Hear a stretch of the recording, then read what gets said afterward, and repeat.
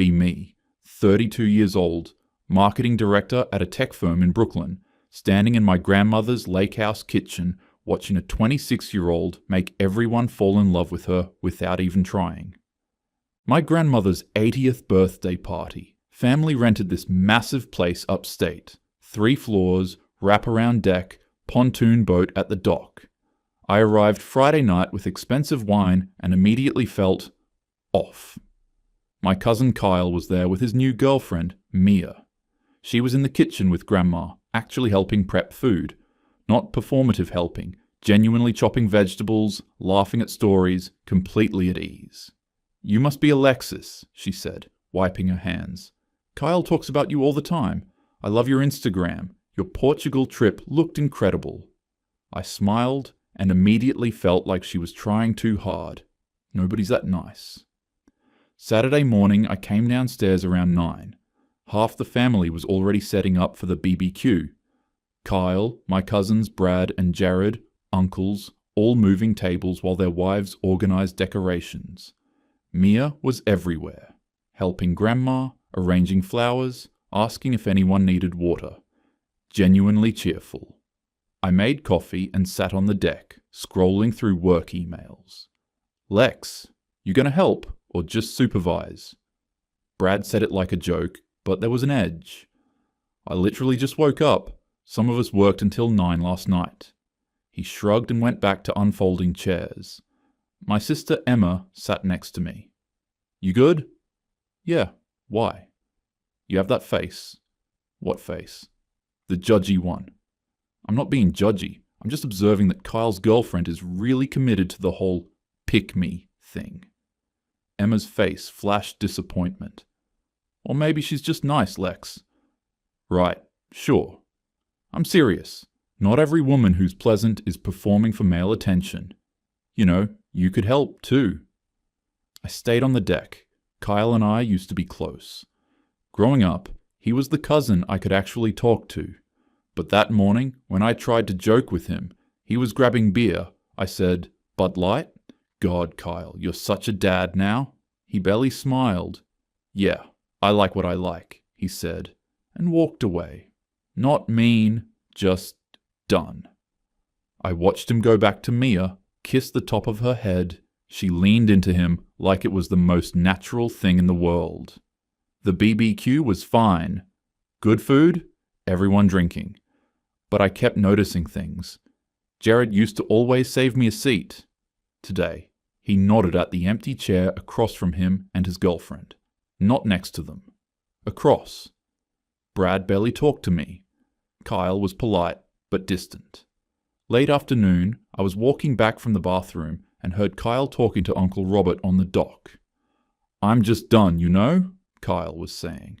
"Done trying to prove myself. Done with games. Mia doesn't make me jump through hoops. She just actually likes me. It's not complicated." "Your generation's finally learning what took me 2 divorces to figure out," Uncle Robert said. "Find someone who makes your life better, not harder." I stood in the bathroom, staring at my reflection. They weren't talking about me. Kyle and I never dated, but something about "done with games" felt aimed at me anyway. I thought about Christmas 8 months ago. I'd just ended things with my ex, was telling Kyle about it, and he'd said, "Maybe you're too hard on guys, Lex." I'd laughed it off, made a joke about how men are fragile. He didn't laugh. That was our last real conversation. Dinner that night was at the big table on the deck. I ended up between Emma and my mom. Mia was across from me, next to Kyle.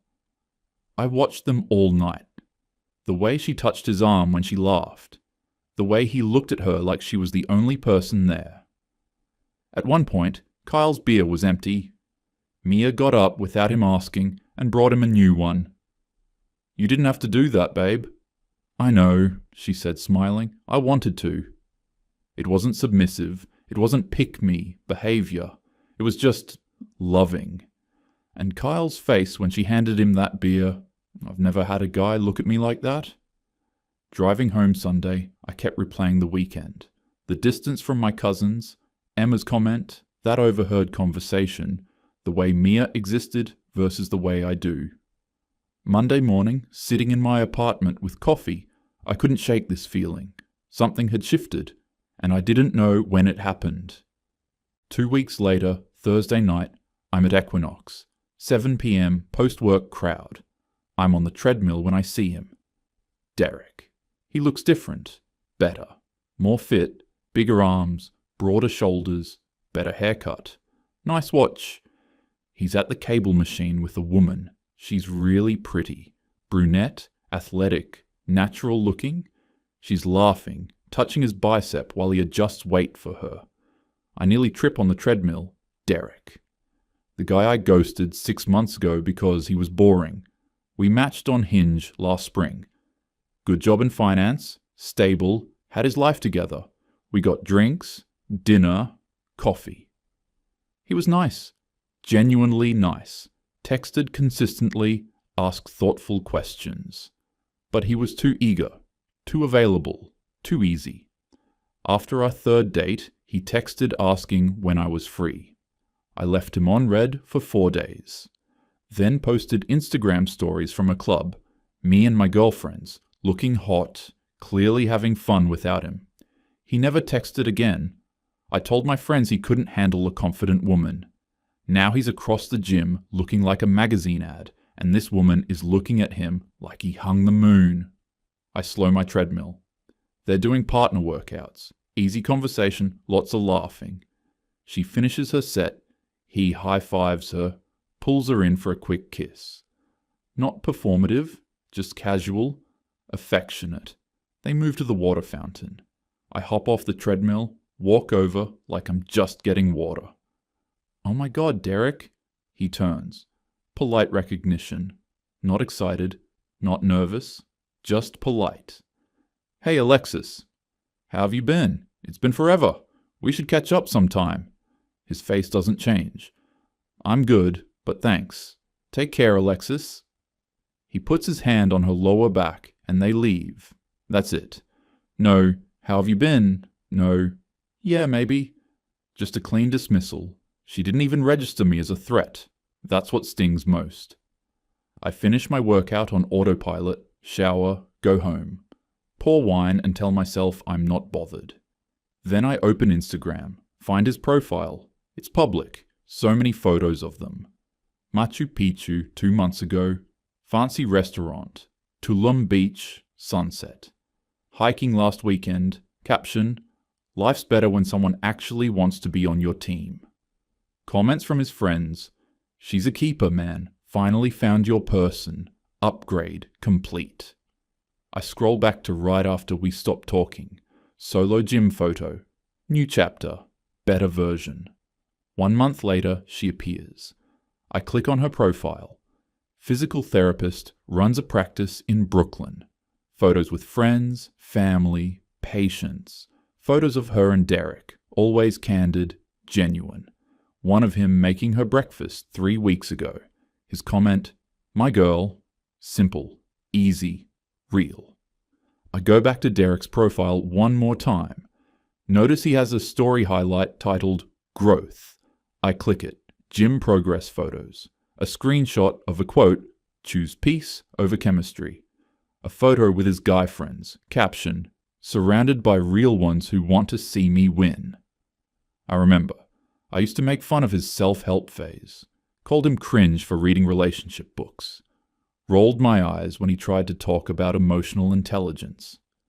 The realization hits. He didn't just move on. He actively decided I was what he needed to grow away from. He didn't post that hiking caption for me. He's not trying to make me jealous. He doesn't think about me at all. I was a blip. A brief moment he moved past, and he found someone better without even trying to prove anything. I think about my last text, 4 days after our date, after leaving him on red. Hey, sorry, been busy? Still down to hang? He never responded. At the time, I thought he was being petty. Now I realize he was just done.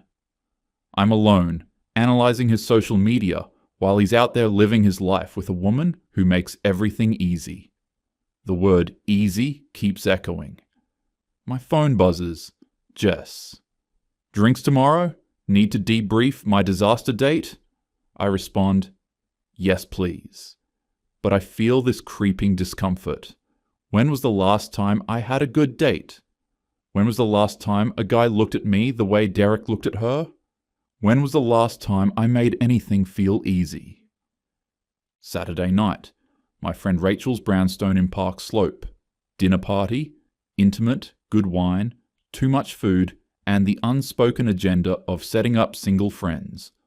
Rachel texted Wednesday. Dinner Saturday, 7 p.m. Tom's co-worker Jordan will be there. He's single and you'd like him. I know what this is. I show up at 7:15 with nice Sancerre. 8 people total. Rachel and Tom, Jordan, Rachel's younger cousin Lily, visiting from Boston, and 2 other couples. Jordan is by the kitchen island when I walk in. Tall, well-dressed, objectively handsome, strong jaw, good hair. Alexis, this is Jordan. Jordan, my friend Alexis from college. We shake hands, firm grip, warm smile, eye contact. Rachel seats me next to Jordan. Lily's across from us. 25, grad student, fresh-faced energy. Dinner starts. Jordan mentions he's a data engineer, coaches youth basketball, into rock climbing. I'm in my usual mode, witty, challenging, testing. Youth basketball? Oh, that's sweet. Trying to relive your glory days? Jordan doesn't miss a beat. Nah, just like working with kids. Keeps me grounded. Turns to Tom about something else. Not defensive, just unaffected. I try again when he mentions a work project optimizing data for retail. So you're basically just making rich companies richer? Jordan sips wine. That's one way to look at it. I focus on the problem-solving aspect. Asks another guy about non-profit work. Conversation moves on. I threw a punch and he just stepped aside. Later, I mention my ex. My last boyfriend was intimidated by successful women. Couldn't handle that I out-earned him? Jordan looks at me. Really looks. Or maybe he just wanted peace. The table goes quiet. What's that supposed to mean? Just that not everything is about money or success. Sometimes people just want to feel good around each other. Then to Lily. What's your thesis on again? Lily lights up, explains her public health research. Jordan asks great follow-up questions, compliments her methodology. I watch him with her. Warm, engaged, leaning in when she talks. When she laughs, he smiles like he's genuinely enjoying her. Later, Jordan helps Rachel clear plates without being asked. Thanks, Tom, for the wine, asks one of the wives about her new job. With everyone else, he's easy and pleasant. With me, he's cordial, polite, but no warmth. I notice his body language. When Lily talks, he turns his whole body toward her, puts his phone face down, laughs with his whole chest. When I talk, he maintains eye contact, but his body angles slightly away. His responses are polite, but his energy is closed off. Physically present, but emotionally checked out. It's the difference between someone who wants to connect and someone who's just being polite until they can leave. I realize I've been treating this like a job interview, and he's decided I'm not worth a second round. After dinner, I corner him by the bookshelf. So, are you on the apps? The dating scene here is brutal. He looks at me with this tired expression. I'm taking a break, focusing on what I actually want instead of just swiping. And what do you want? Flirty tone, tilted head. Someone who doesn't make everything feel like a job interview. He holds my gaze. Not mean, just honest.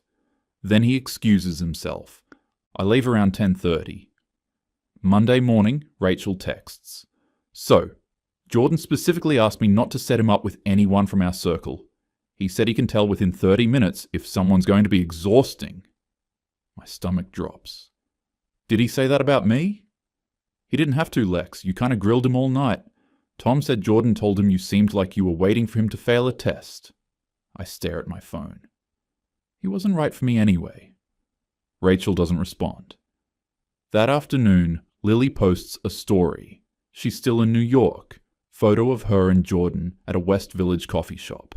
Casual, no romantic vibe, but the ease is obvious. Caption: New friends in new cities. Jordan's reply: Best conversation I've had all week. I close Instagram. Jordan wasn't intimidated, he wasn't threatened, he just wasn't interested in dealing with me. And I can't even call him wrong. Tuesday afternoon, my therapist's office in Midtown. Dr. Martinez's space. Neutral colors, comfortable couch, abstract art. I've been seeing her for a year. She's good. But today, I'm venting and she's giving me a look I don't like. I don't understand. These guys act interested, then the second I show personality, they're out. Derek found someone basic. Jordan told my friend, I'm exhausting. My cousins are distant. It's like men can't handle strong women anymore. Dr. Martinez nods slowly. Pauses. Alexis, I want to offer something. Do you think it's possible you approach dating with combative energy? I feel my spine straighten. Combative? You describe interactions like battles, testing men, challenging them. That's not confidence, that's defense. I have standards. I'm not apologizing for that. Standards are healthy, but there's a difference between standards and constant testing. What are you testing for? I need to know they won't fold, that they can match my energy. But matching your energy means tolerating disrespect disguised as banter. That's not strength. That's exhaustion. My chest feels tight. So I should just be soft and agreeable? That's internalized misogyny. There's a difference between being soft and being kind, between agreeable and pleasant. You can be strong and warm at the same time. I stand up. I think we're done for today. Alexis? No. I came here for support, not to be told I'm the problem. I leave, furious. Text my group chat with Jess and Amber. My therapist just told me I'm the problem. Switching therapists, ASAP. Jess. OMG, she sounds like she's from the 1950s. Amber takes longer. Finally. Or maybe she has a point? I don't respond to Amber. That evening, I call Marcus, my best friend since college, the one who always picks up. Voicemail. I text, need to talk, call me when you can. 2 hours pass. Finally, around 10, hey, can we talk tomorrow? Trying to have a quiet night with Vanessa. Vanessa, his girlfriend of 6 months. It's kind of important, just 15 minutes? My phone rings.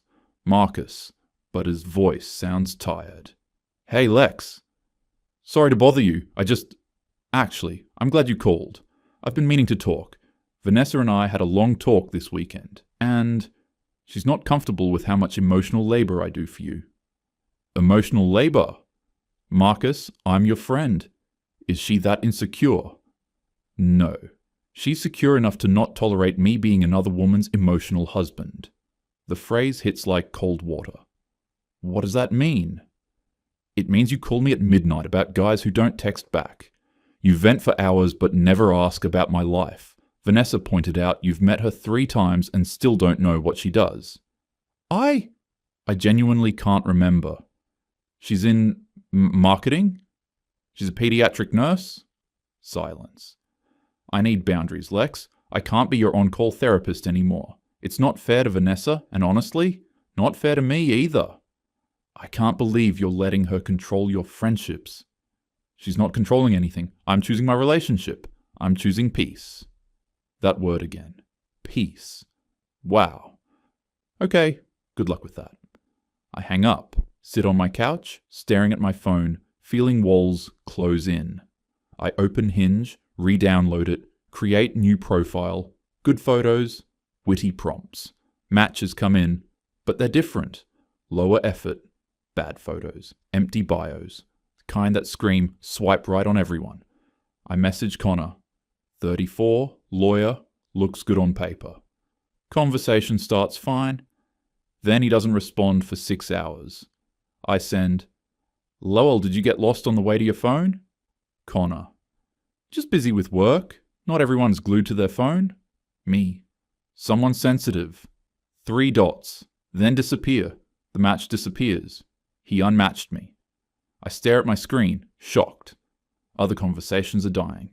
Polite, but low-effort responses. No real investment. One guy. Hey sexy, wanna meet up? I don't respond. Close the app. Pour wine. Check Instagram. Vanessa posted, she and Marcus at a pottery class, covered in clay, laughing. Caption, my favorite human. Marcus commented, every day with you is easy. Easy. That word follows me. I think about Dr. Martinez, Jordan, Derek and Stephanie, Kyle and Mia, all these men just choosing easy, choosing peace. And I'm here alone, wondering when I became the hard option. 3 weeks later, I'm at my cousin Brad's house in New Jersey. Baby shower for his pregnant wife Nicole. Smaller gathering. Mostly women, some husbands. I'm at the gift table, organizing ribbon, half listening. That's when I hear Aunt Carol from the kitchen. I'm just so relieved Kyle found Mia, his ex-fiancée. Remember Tara? She treated him like a servant. I freeze. Another aunt. Oh, I remember. Always demanding, never satisfied. He'd plan a date, she'd complain about the restaurant, he'd buy flowers, she'd say he was love-bombing. Men today just won't put up with what they used to, Aunt Carol says. And good for them. Why should they tolerate being treated like ATMs and emotional punching bags? My hands stop moving. Tara's behavior, the demanding, the complaining, the dissatisfaction, sounds exactly like me. The complexity I thought was authenticity. The standards I thought were empowerment. The tests I thought were necessary. I look across the room. Kyle's on the couch. Mia walks over with a plate of food, hands it to him. His whole face lights up. He pulls her down, kisses her forehead. You didn't have to do that, babe. I know. I wanted to. It's not submissive. It's not pick me. It's just love. The ease between them. No tension, no games. It's so obvious now. I watch Brad with Nicole. She asks him to grab her purse. He gets up immediately, no sighing. Comes back, kisses her temple. Thanks, babe. Of course. Not transactional, just how they are. My brain tries to protect me, offering explanations, justifications. Maybe I've been unlucky. Maybe the right guy will appreciate my complexity. Maybe men haven't caught up yet.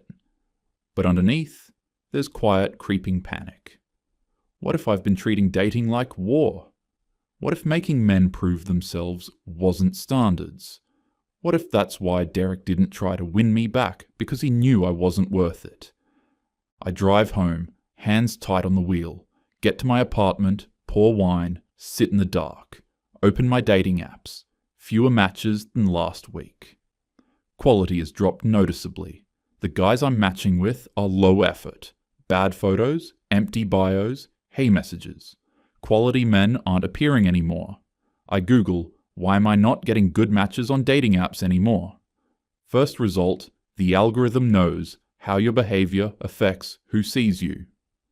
The article explains, if conversations die quickly, the algorithm assumes you're difficult. If you get unmatched frequently, it drops your priority. I keep scrolling. Another article pops up. Why high-value men are walking away. The 7 signs they've stopped tolerating modern dating. My stomach drops. I click it. The list. 1.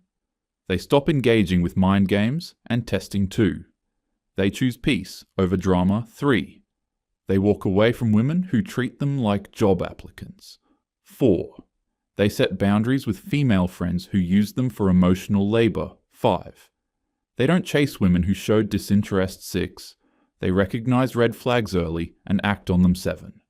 They date women who make them feel appreciated, not exhausted. Every single point describes a guy who's pulled away from me. Every single one.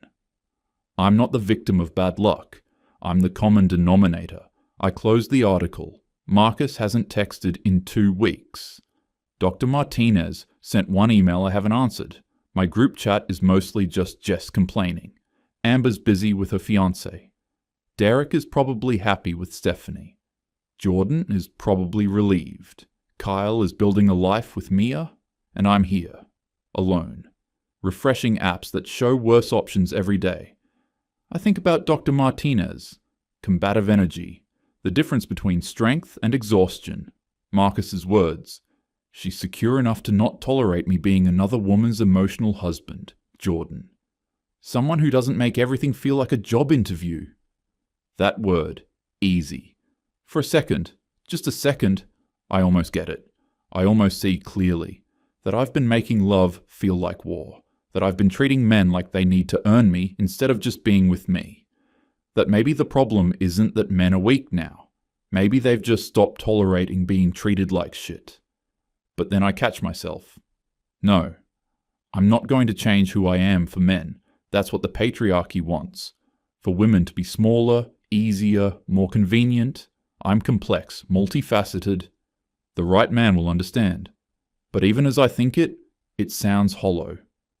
My phone buzzes. New Hinge match. His first message, "Hey sexy, DTF?" I close the app. Stare at my reflection in the dark screen. The panic isn't loud. It's not dramatic. It's just this quiet, unavoidable knowing. Somewhere along the way, I got blacklisted from the good guy network. Not because they conspired, just because they all independently decided I wasn't worth the effort. And they moved on. Found women who made love feel like peace instead of war. I sit in my apartment, wine in hand, surrounded by expensive furniture and career achievements and all the things I thought made me a catch. And I'm alone. The knowing sits heavy. I refresh my app one more time. Worse matches than before. I close my phone. The reflection looks tired. The panic settles in. Quiet. Permanent. Real.